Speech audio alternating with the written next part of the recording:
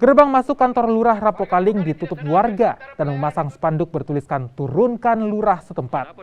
Aksi ini dilakukan lantaran sejumlah warga tidak puas atas pelayanan kelurahan yang dinilai sangat lambat.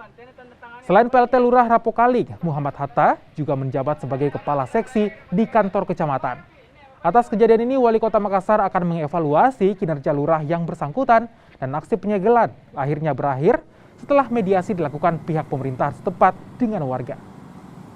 Jadi juga saya masih cross check bahwa itu dalam rangka memang jadi lurahnya ini lurah tegas.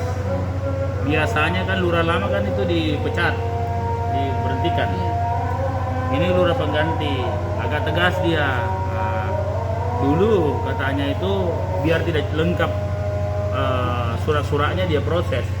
Sekarang ini Pak Hatta namanya itu sangat ketat. Itu dibaca menjadi sebuah kesulitan gitu.